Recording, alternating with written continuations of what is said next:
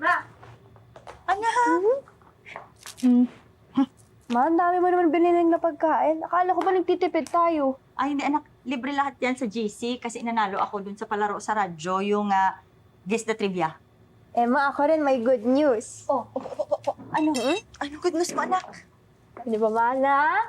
Dalawa lang mistake ko sa science exam namin. Ako po ang top sa class. Ay, gagaling talaga ng anak ko! Nakita mo na?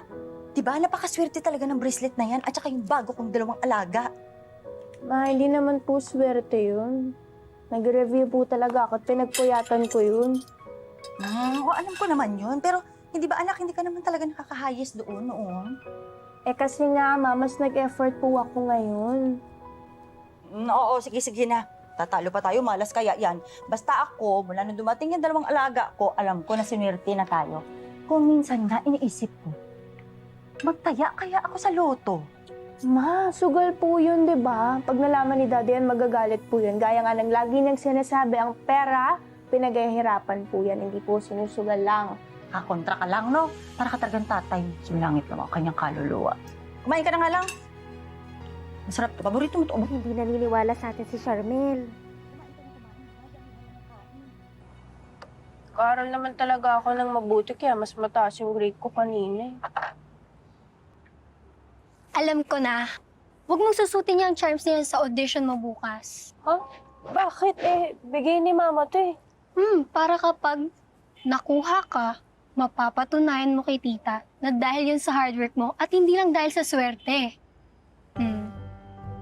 Gagawin ko yan bukas. Dali, practice ka na.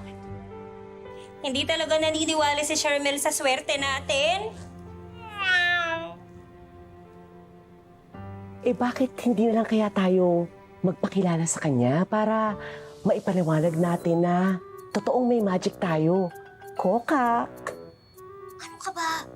Magugulat lang yan sa atin. Baka matakot pa yan. Eh sa'yo lang naman matatakot si Charmel. Nangangalmot ka kasi. Eh ikaw, matatakot din sa'yo yun. Bumubuga ka ng bari. Sino matatakot si Charmel? Ayan na siya. Ayan na, babe.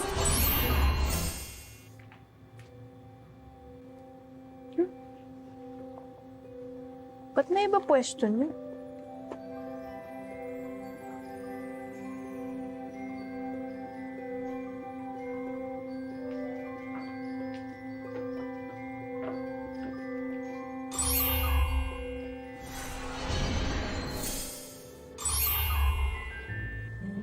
Oh, eh bakit mo ako kinalmot?